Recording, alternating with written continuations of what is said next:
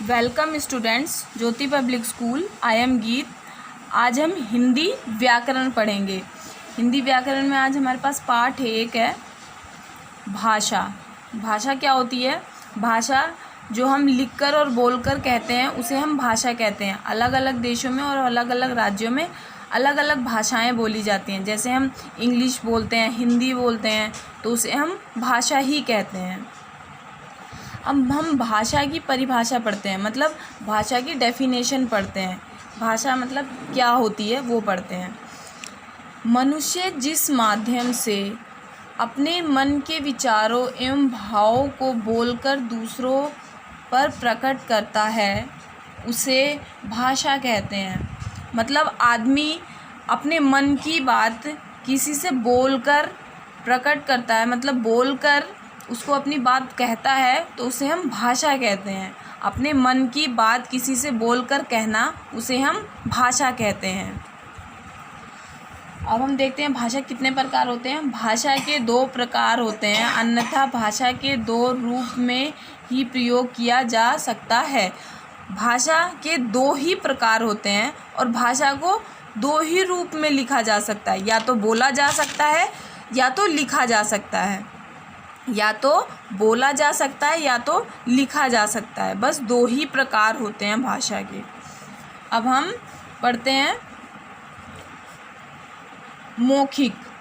पहला है मौखिक, बोलकर। मतलब मौखिक जो होता है वो बोलकर किसी भी चीज़ को, किसी भी बात को बोलकर समझाना, बोलकर कहना ही मौखिक रूप कहलाता है।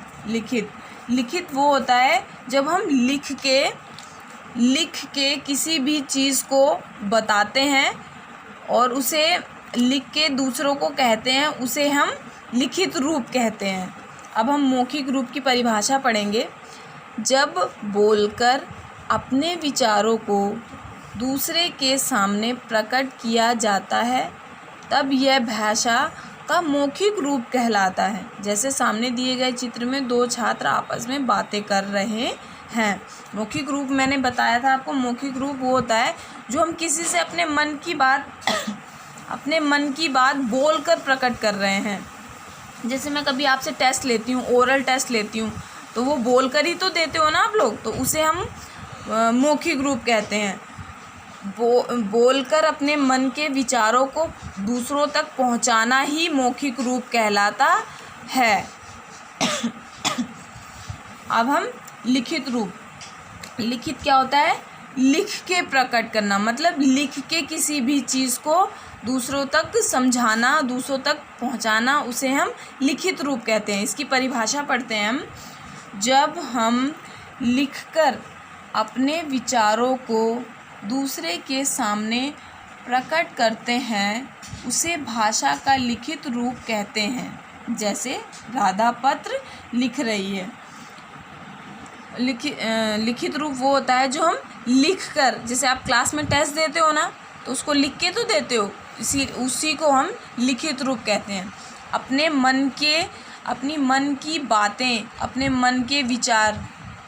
मन के विचार किसी दूसरों को लिखकर प्रकट करना, मतलब लिखकर बोलना, लिखकर बताना, उसे हम लिखित रूप कहते हैं। जैसे राधा पत्र लिख रही है, राधा पत्र लिख रही है तो वो लिखित रूप कहलाएगा।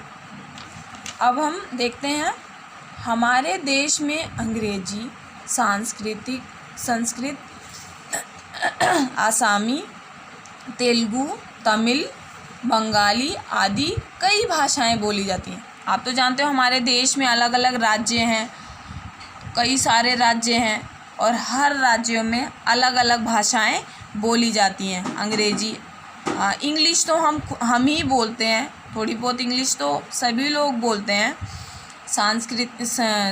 संस्कृत, आसामी, तेलुगु, तमिल, बंगाल आदि कई भाषाएं बोली जाती हैं। जो अलग अलग राज्य होते हैं उनकी अलग ही अलग भाषाएं होती हैं। हिंदी हमारी राष्ट्रीय भाषा है। हिंदी जो हम बोलते हैं वो हिंदी हमारी राष्ट्रीय भाषा है, मतलब वो हमारे देश की राष्ट्रीय भाषा है। इसे हम भाषा कहते हैं। अब आप समझ गए होंगे कि भाषा किसे कहते हैं।